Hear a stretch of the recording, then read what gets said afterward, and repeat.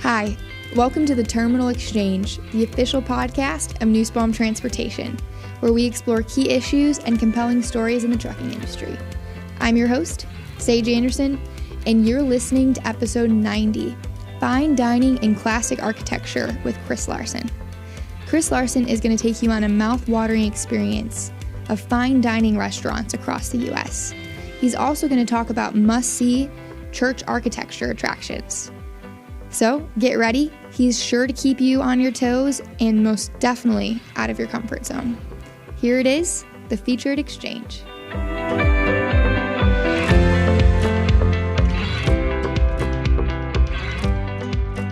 Hey, well, welcome, Chris Larsen.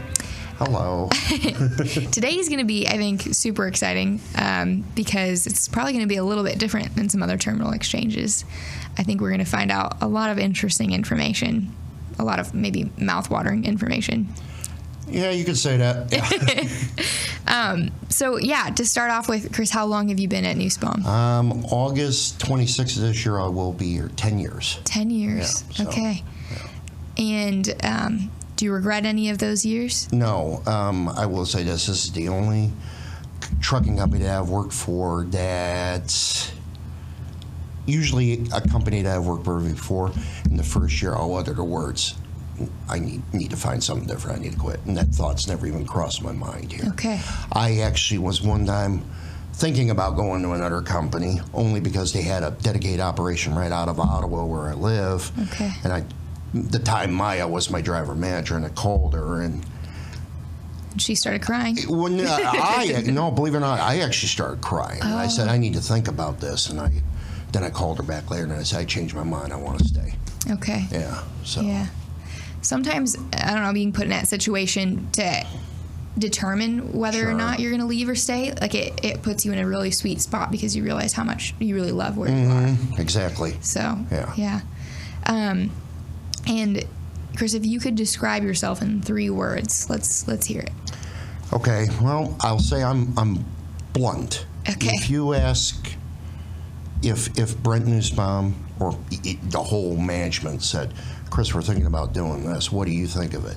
And I didn't like it, I'd say, I don't like it, and here's why. I won't sugarcoat it. Yeah. And there's been times when I've said that to people and they've got mad, and I go, you asked me what I thought of it.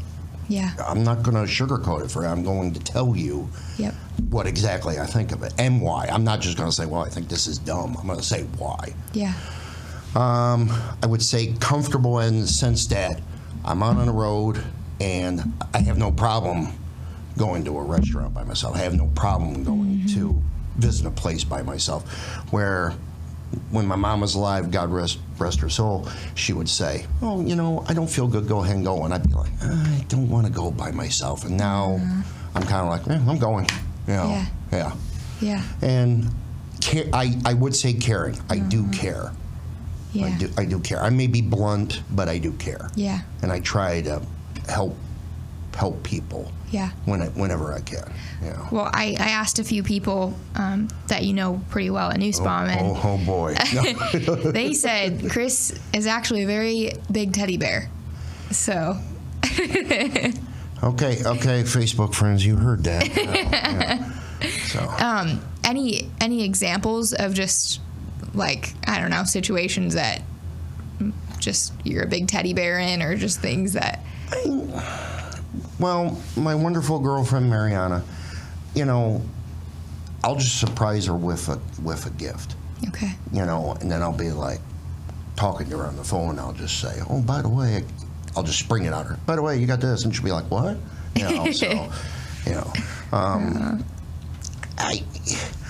I would say that's a good example. I mean, I never thought of myself as a teddy bear. So maybe a grizzly bear, but anyway, I'm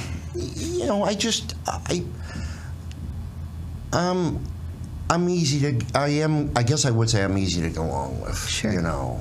Yeah. At least I try to be, because I always tell people I'm too old and too tired to be in be in a hurry, be mad, be in a rush. You know, Yeah. I have enough stress on the road because when you're dealing with the drivers every day, it's like that's enough right there. I don't need it on my time off. You know. Yeah. Well, going back to what you said about comfortable and being alone, like going out to eat by yourself and things like that. Sure. How did that change? Like, was it after losing your mom? I would say it was partly after losing my mom, but then I think there's two experiences I can think of. I started going on I would go on a Caribbean cruise. Okay. Every once in a while, and I would go by myself. Okay. And you kind of wondered, how's this going to be? Because almost everybody else is traveling with somebody or families. Yeah. And you actually, when you would go to dinner, you just meet people, start talking. It's like, okay, cool. You know, and that started making me comfortable. But another situation was, and it was the first time I ever used Uber, and it was with Newsbomb. They sent me to Everett, Washington. The load wasn't going to be ready the next day. And I'm sitting at a truck stop, and people are like, are you going to go into Seattle? Are you going to go into Seattle? And I go, no, not really. And then they told me about Uber, so I downloaded Uber, and I went into Seattle. And that was the first time I'd ever really gone somewhere and explored. Okay. You know, and that was new at Newsbomb. That was at Newsbomb. Okay. I had Gary Atkins was my driver manager at the time. So yeah. So that's awesome. Yeah, Joe and I went on our honeymoon in Costa Rica, and we went on a few excursions, and there was this one, I wouldn't say like retired lady, that was just traveling by herself all over Costa Rica. Sure. And immediately I thought she was the most interesting person alive, because how, like, you could be that bold and that brave and that friendly to just meet people and talk to people and travel by yourself. You have to be comfortable. Yep. And I really appreciate her, because she had everything that you needed. Like, I needed bug spray, or like I needed advice, and she just knew a lot about Costa Rica. Like your own personal Walmart. You know, So I think that's incredible. And I think sometimes it's just hard for people to picture just going places by themselves or doing things by themselves, or then they're just. And you will find people when you're on vacation. You'll find people that you try to strike up a conversation with, and it's like, they don't. And it's like you just move on. And you're like, okay, whatever. You know. Yeah, I personally love to sit at a restaurant, and I usually peek at what someone else is eating. And I sit down after them, because it's like, was that actually good? Like, would you recommend it? It's like, you can read all the words on a menu, but if you actually get feedback, see it. Yeah. Awesome. Well, where you said you lived in Ottawa? Ottawa. Is that where you grew up? Pretty much, yeah. I was born in Ottawa, and we did live in the country for a little while, but when I was 9 years old, we came back to Ottawa. Okay. And I've been pretty much ever since then. Ever since then. I'm hoping this year that changes. I would like to move to Tennessee. Okay. Yeah, and I'll still be able to drive for Newsbomb, so I won't have to change jobs, you know. Yeah. But yeah, I really like Tennessee. Okay. I do like Florida, but I kind of thought the humidity will kill me, and then knowing my luck, I'd get a house down there, and then a hurricane comes along, you know. Yeah. So, but I'm hoping, you know, we'll see what happens. Okay. So, Yeah. What do you like about Tennessee? The barbecue? There's a lot of things to do. You got Smoky Mountains National Park, which, believe it or not, is the most visited national park in the country. I thought it was Yellowstone or Grand Canyon. It's like, no, Smoky Mountains. Well, it's pretty affordable there, right? Yeah, it is affordable. They have no income tax whatsoever. Wow. You know, so, and there's actually a lot of things to do. Chattanooga's got a lot of things to do, and so does Nashville. But everybody's moving to Nashville, so the cost is just skyrocketing in Nashville. So, yeah. Wow. So how did you even get into truck driving? Well, I was working in a factory, and what factory? It's a place in Ottawa. We dealt with laundry equipment. Okay. And I wanted to get a job. There's a Mitsubishi plant in Ottawa that makes parts. I wanted to get a job there.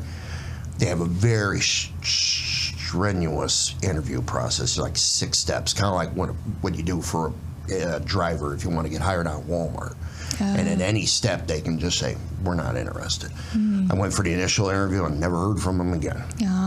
And things weren't going well at the employer that I was at. So I thought, okay, I'll give trucking a shot. You know, and it's changed quite a bit. That was 1995, and that's changed quite a bit since then. Some of it for the good and some of it for the bad. Okay. You know, so. Well, let's hear the blunt part. The bad is that every year drivers out on the road become more brazen, more unsafe. Okay. It's unfortunately trucking, not all, but a lot of truck drivers are kind of like me.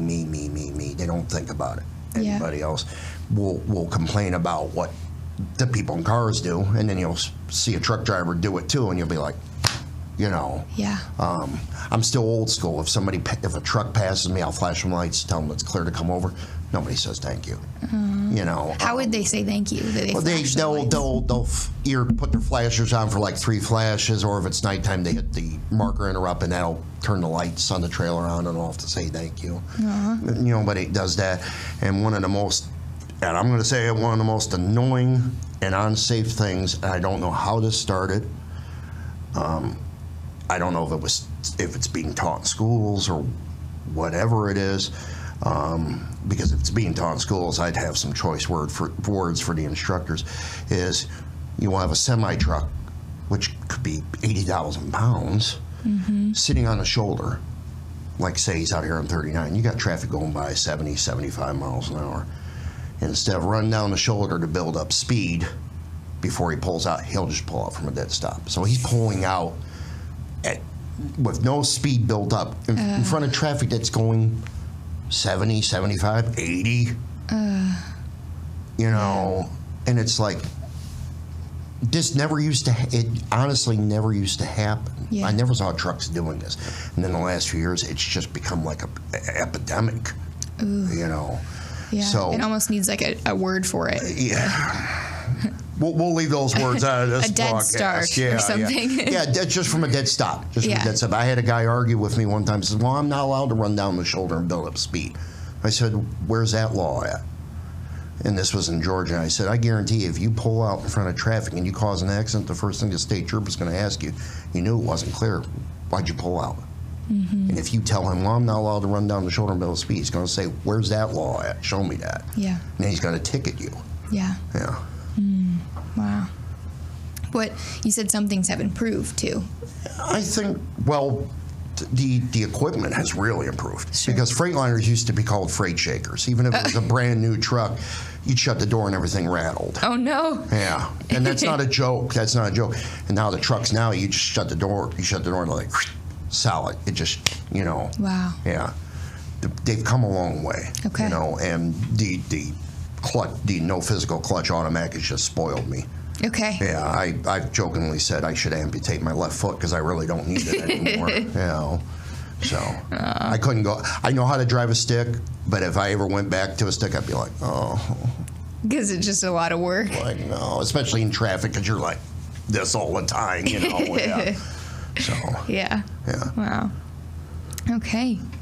And so after you became a driver, is that like a career you still feel very passionate about, or do you ever have like kind of wanderings of like, yeah, maybe? Well, if I ever win the lottery, I love Newsbomb. If I ever win the lottery, I'm going to be like, bye, you know. Yeah. But I do enjoy it for the most part. I mean, do I have days where it's like, oh, yeah.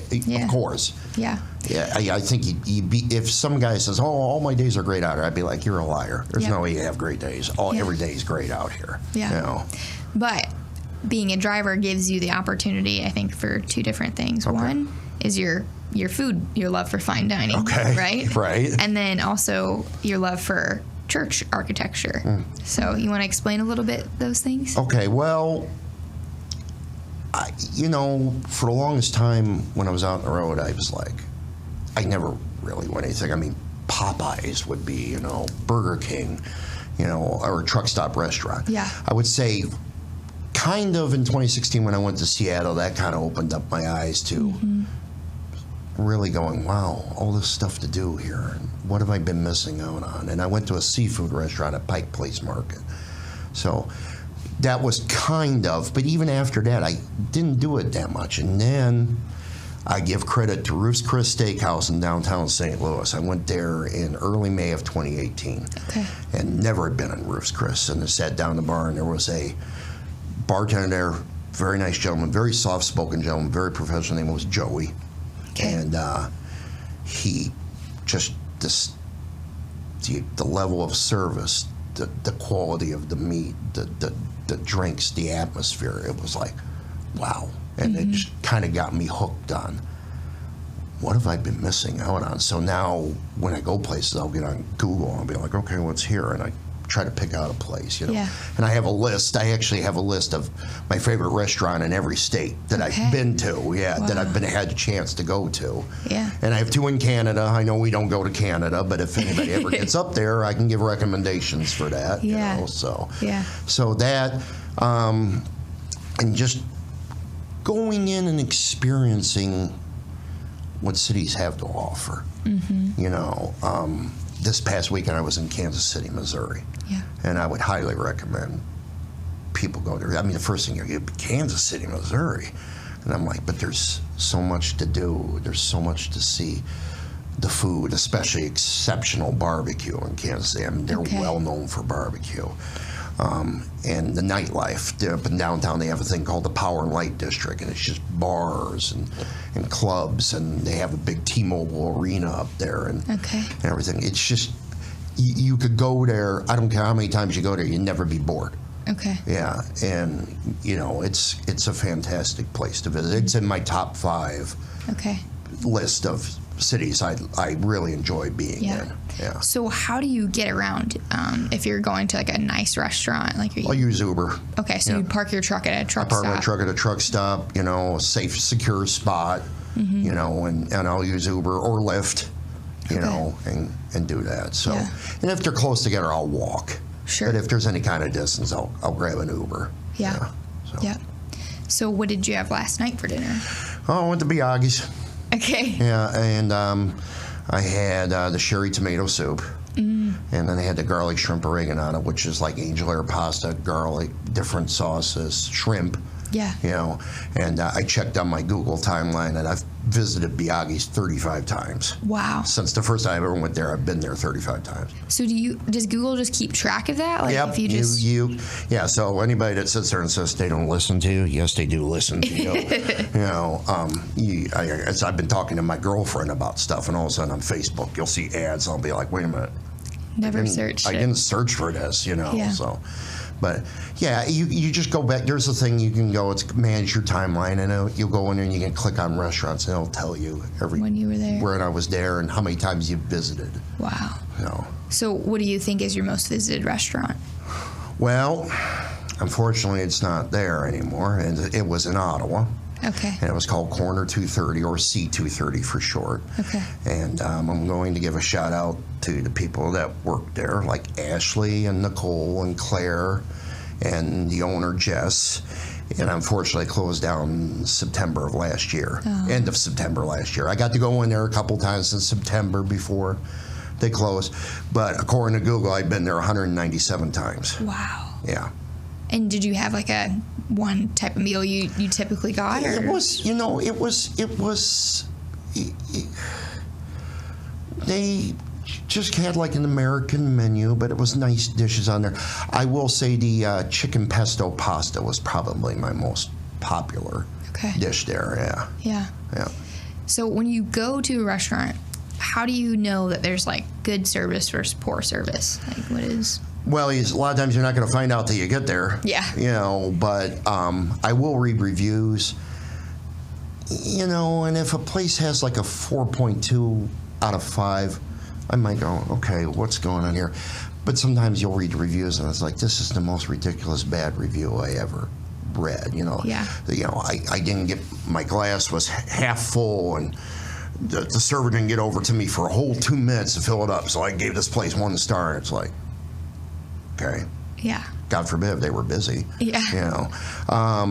I will say if the rating goes below 4, I'd be I've actually bypassed places. The food looks good, and it goes 3.8, and I'll go, no, I'm not going there. Yeah, so good service to me is they're just on top of everything. And they're very pleasant. And even if they're busy, they'll still find the time to chat with you. Yeah. And everything. Some of the places I've been to, they remember who I am. And it may have been 4 months since the last I was there. And I walk in, they call me by my name, and I'll be like, I haven't been here for 4 months. How do they remember me? Yeah. There was a place in Denver called Shanahan's. It's a steakhouse. It's owned by Mike Shanahan, who coached the Denver Broncos. Wow. And I was in there end of January. The last time I had been in there was Memorial Day weekend. And the bar staff remembered me. Wow. Yeah. Remembered my name. Not because you ordered like 10 drinks. No, right? they would, no. I don't do 10. I do 9. Okay. Just kidding, so. But they're like, I come in, they're like, Chris, where have you been? And I said, well, when were you here last? I said, Memorial Day weekend. They're like, no way, it hasn't been that long. And I go, yeah, it's been that long. Wow. And yet they remembered my name. Yeah. Yeah. Yeah. I think some poor experiences that I just can reflect on is if you ever feel rushed to get out, like if your appetizer comes out and then your food comes out like a minute after it and you're not done, like I just hate the feeling of like having to rush to eat one meal because you're scared the other one's gonna get cold. Yeah. And then, when you're like almost scared to speak up, I feel like, because you're like, I'm just gonna bother them if this isn't cooked all the way, or like. Well, I'll give you a great example of poor service. There's a place in Streeter, Illinois. I went there twice. The first instance, you kind of go, all right, I'll give them another chance. But then when it completely repeated itself, the same thing. Yeah. And what it was is, I got my drink, got my food, and then she would never come back to see if I wanted a refill. And I get done with the food, and here I am with nothing in the glass, and she puts my bill down. She goes, can I get you anything else? And I'm like, a refill would have been nice. Yeah. The first time you kind of go, okay, maybe it was just a bad day. Yeah. I went in there the second time, the exact same thing happened. And I'm like, I'm done. Poor service to me would be is, I don't get in a rush, but when I am ready to cash out, I'd say, don't hurry up, get me done. But it's like, when you start feeling like, okay, I've set my card down, ready to cash out, and this person just will not come over there, and it's like, you kind of go, well, I would like to get back to my truck, or if, I've gone to one place and I said hello to them and they didn't even acknowledge me. I was kind of like, oh, this is going to be a one-time visit. I can see this already, So that to me would be someday. Matter of fact, the first time I ever went to an upscale restaurant, my mom and I were in Las Vegas, 2006. We went to the Venetian, and we went to Delmonico Steakhouse, which was owned by Emeril Lagasse. And we dressed nice. And I had on a khaki, khaki pants, nice polo. My mom was dressed up nice. And we kept feeling like they were looking down on us, like we didn't belong there the whole time. And when we walked out there and said, never again. They made us feel so uncomfortable that, It's the worst feeling. Yeah. Especially when you're paying, at the time you were paying like $140 for 2 people. Yeah. Now you're paying $140 for one, so yeah. So. Wow. Yeah, that's. So would you say that your love for fine dining began at, I don't want to say probably at that moment, but when did it start? I would say really when I visited Ruth's Chris in St. Louis in May of 2018. Okay. That really started getting me. And for someone that's like, well, I don't have, I'm a driver, but I'm trying to get out of debt. That sounds fun. Would you say maybe try it once a month or Exactly. I would never say to a driver, you got to go once a week or whatever. I would say, but even if it's only a couple times a year, try it just once. Yeah. Experience it just once.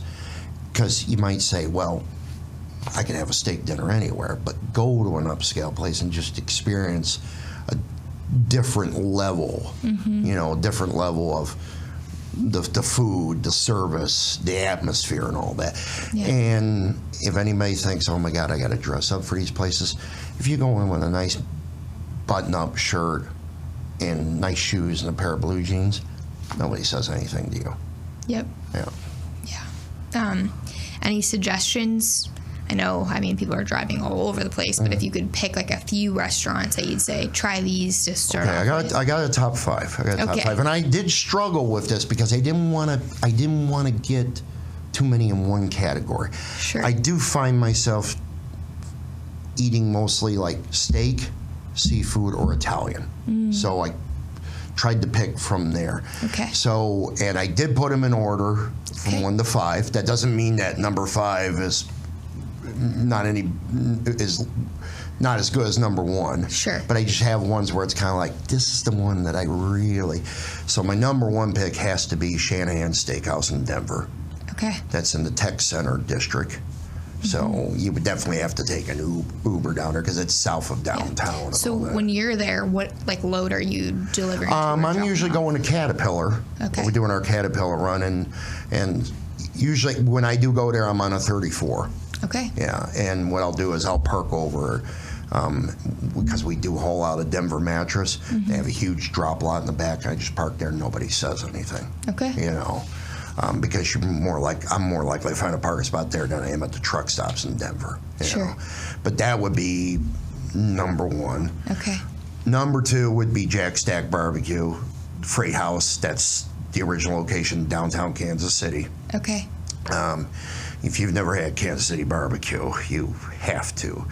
I know I'm going to start a fight with some of my friends on this, but I will put Jack Stack's barbecue up against any Texas barbecue, Memphis barbecue, Carolina, Georgia. And is it just something like sweeter or more tangy? They have things in the menu you're not going to find anywhere. They have lamb ribs. You will not find lamb ribs anywhere else. If you've ever had burnt ends, you can thank Kansas City for that. Okay. So the joke is like if you go to the difference between Texas barbecue and Kansas City barbecue is you go to Texas and go, we've got sliced brisket, we got turkey leg, we got pulled pork, and in Kansas City they go, is it dead? Yeah, barbecue it. But they have an appetizer at Jack Stack that is just. I will order no other. They actually told me when I was there this weekend that I should stand outside with a sign that says "Get the cornbread," and because it's their smoked jalapeno cornbread with honey butter. Wow! And it's almost like a dessert, you could almost say, but I would say you have to go to the one downtown, the original one. It's by Union Station. Go to the one downtown. That's the original one. Number 3 would be AJ's Steakhouse in Altoona, Iowa. It's right outside Des Moines. Okay. It's at Prairie Meadows Casino. And I would say for an upscale place, it's quite affordable. Okay. I mean, you're still going to pay with the tip, close to $100. But I can say Shanahan's. An appetizer, an entree. And if you want to get dessert, drinks, or anything like that, And because I will say, if you go to Shanahan's, you're going to pay $60 to $70 more. Okay. Yeah, and there's a gentleman in there. He's the bartender. He bartends every night that it's open. I swear, I jokingly say he has a cot in the back. He doesn't even go home. He just sleeps there. Aww. His name is Seth. But as soon as I come in, he goes, "Hey, Chris!" He's so excited to see me. Yeah. But it's a really nice place, and like I said, it's in the casino. And that's one of the biggest reasons I like it. It's just they know who I am. And it's relatively affordable. Okay. Number 4, I will say Biaggi's. Okay. Yeah. All right. Yeah, So Biaggi's here in Bloomington. For anyone visiting here at the terminal in Bloomington. Yep. That's your place. Yep. And right next door is Ancho and Agave, which is good too. Yeah. And they're owned by the same company. Okay. Yeah. Number 5. Boy, I struggled with this one, so I'm actually going to do a tie. For number 5 between I don't know two if that's places. Legal, but okay. Well, I have to give a shout out to my friend Ken Jarvis because he recommended the one place, so I can't kind of leave it out of there. But number 5 is a tie between Gibson's Steakhouse up here in Oak Brook. Okay. What I like about them is it's a very old style, like speakeasy, old clubby style. Yep. They have a twice baked potato that I swear they bring out on a forklift. It's like, that. And Albernays in Dallas. Okay. It's in the Oak Lawn District, which is just north of downtown. You don't go there for a quiet romantic dinner. It's a kind of a rowdy place. Yep. But the staff is great. They get to know. I went in there. I was doing a 34. I went in Saturday night, and I went back in Sunday afternoon. We're sitting at the bar, and they have on golf. I don't particularly like golf. Yeah, kind of boring. But we're sitting there. I'm sitting there with like the locals, the guys that frequent the place quite a bit. Yeah. And we're watching this young guy. He was going to win the tournament, and he had to make this really long putt, and he hit it perfectly, and it's heading right for the hole. And I'm with these guys going, and I'm sitting there going, wait a minute, I don't like golf. And I'm sitting there getting all excited about this guy about to put, and that ball stopped halfway over the hole and halfway on the green. No. Yeah. And we're like, oh, like that, So I would say those would be, Yeah. Wow. So. Well, other than your fine dining, let's talk a little bit about your tours of different churches. Sure. So you just love... I love church architecture. Okay. Yeah, I love cathedrals and the basilicas and all that, the ones that have been deemed a basilica, minor basilica by the Pope. Okay. What does that mean? Well, now my girlfriend, who's Catholic, told me about this one time. I believe if it's a cathedral, that refers to the seat that the pastor sits at. It's called a cathedra. So that's the only designation.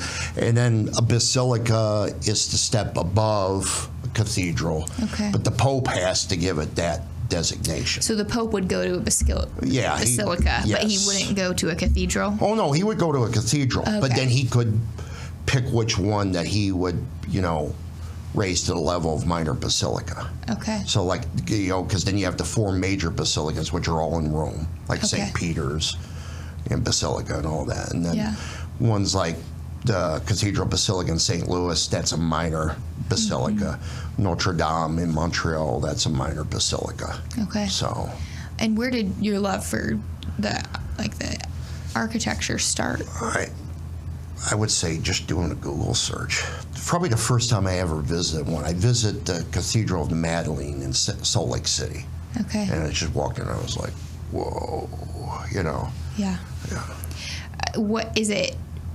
Almost like a holy reverence feeling, or is it just like, whoa, this is just really a wonderful artwork? It's holy reverence feeling. It's also just, you're amazed at the detail. Just someone's talent to everything, be able to... like I told you about the one in St. Louis. Yeah. You go in there and then you find out none of this has been painted. It's all glass Therese and mosaics. Yeah. And it's it's the biggest collection of mosaics outside of Russia. Yeah. And it's in St. Louis, Missouri. I don't think there's a lot of people that would, wait a minute, it's in St. Louis, Missouri? You would think it'd be like in New York or Chicago or Los Angeles. Yeah. But it's not just church architecture. I love just architecture. I love all the museums and all that. When I'm in Seattle, and I've been there a few times, and I will keep going back. There's the Chihuly Glass Museum. Dave Chihuly that makes the blown glass, and it's just no matter how many times I've seen it, you just come in there and go, "How did you do all this?" Sometimes I feel that way with just like seeing a really good musician play. Like, how do you? Like, you're not even.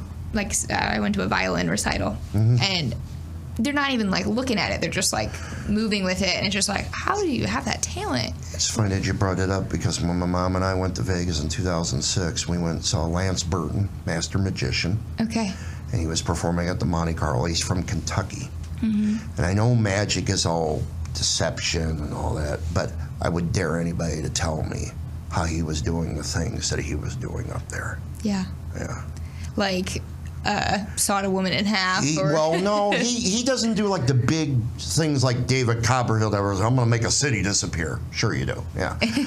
He would do a lot of sleight of hand things and all that. But there's a video on YouTube if you can watch it. It's where he makes candles out of towels and he's turning them into doves and everything. And yes, I know it's fake, but I would dare anybody to tell me how he was doing it. Yeah. Yeah. I love museums. There's a museum in Toledo. It's the Toledo Museum of Art. Across the street from the main building, they have a glass exhibition, and it was actually deemed like the finest glass exhibition in the world. Wow. And they have things in there that were from 800 AD, and it looks brand new, and you're like, this is something that's over 1,200 years old. Yeah. So other than your 34-hour resets and your breaks, what about vacations? What do you do? Time off? Well, I've been on cruises. I met my wonderful girlfriend Mariana on the last cruise I was on. That was in 2019, before COVID came along and the bleep hit the fan. So where was that cruise? That was out of Port Canaveral, Florida, and we did Bahamas. Okay. On that, so it was my friend Michael Poole's wedding cruise. He officially got married. So. I've also been in 2019, I went to Niagara Falls on the Ontario side. Okay. And then I went to Toronto. Last year I went to Montreal. Yeah. So that was a lot of fun. Wow. You really had to jump through a lot of hoops to go up there because at that time Canada was still requiring you to be fully vaccinated. Yeah. You had to register, you had to get a QR code, all that. And then the day before I flew back, I had to go to a clinic in Montreal and get a rapid antigen to go back to the U.S. And then as I'm sitting in the airport, they announced, we're doing away with that on Sunday. It's like, thanks a lot, guys. Appreciate that. Yeah. Wow. So just in your free time, you just like to research, neat places to visit? I get on Google. Yeah. Okay. Now if I'm going to Seattle, I don't need to Google. I go, okay, I know what's here. I'm going, Or if I go to Spokane, Sure. And, or if I go to Kansas City, Yeah. Now, this last time I went to Kansas City, they have a museum in Kansas City that I didn't know about. And it's the National Museum of Toys and Miniatures. And it's 2 floors. It's $10 admission. And you're just seeing all these toys. You're seeing these miniatures. You're seeing doll houses that were built in England in like the late 1800s, and they look brand new. Wow. Yeah. Wow. So are you a part of like a group where you talk to other people about like where to go, where to be, or no? You just kind people of have suggested I should start like a blog, a page, or something. But I kind of go, I'm so busy. I just kind of like when I get done, it's like I don't want to get on here and do this stuff, So. But you do have a YouTube channel? Yes. Okay. And how would someone find you? Well, the YouTube channel is I love trains. Okay. So I go out and catch trains. Yeah.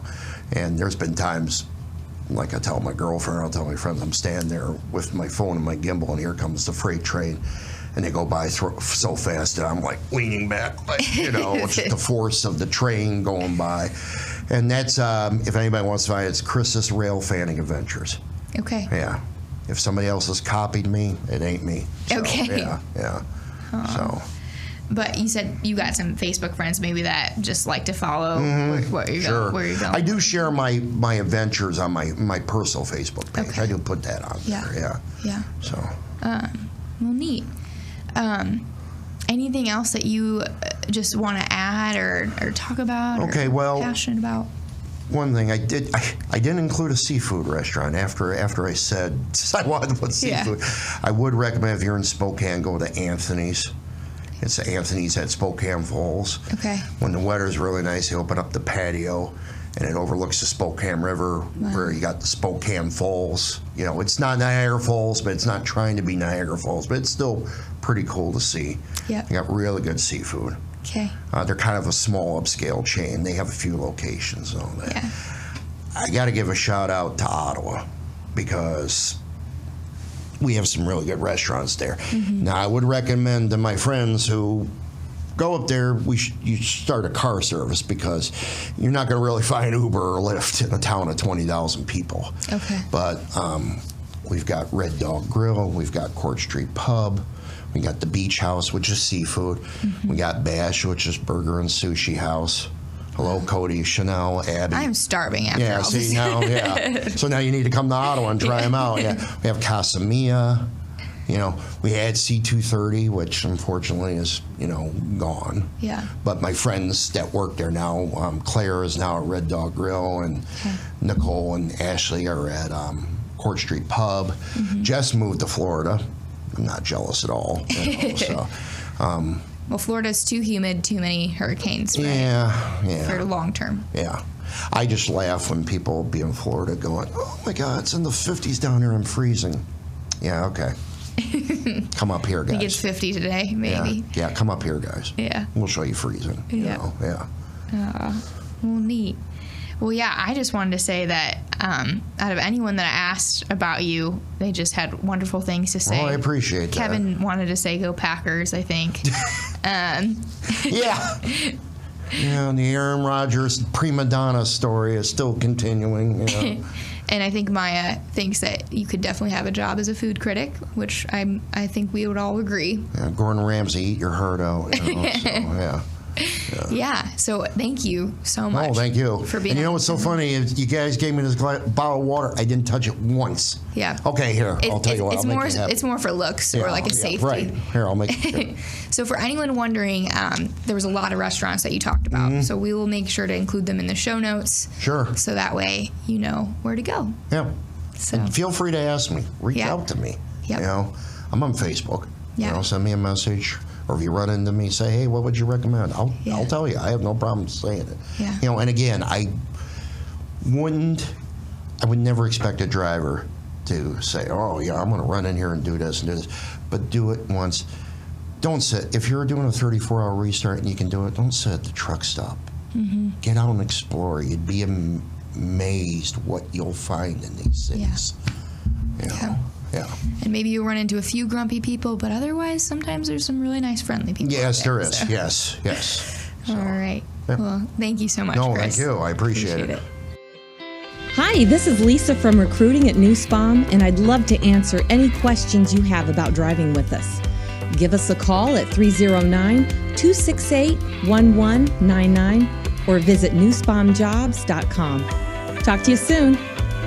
You've been listening to Terminal Exchange, the official podcast of Newspawn Transportation. If you're enjoying our content, please leave us a review. Your reviews help us spread the word about these important topics and invite more people into conversation. You can rate and review us on your podcast app or visit us online at terminalexchange.org. New episodes arrive every other Tuesday, so be sure to subscribe wherever you get your podcasts. You can also follow Newspawn on your favorite social media platforms and be the first to know when new episodes are released. Thanks for listening. Until next time, own every moment and stay purpose-driven.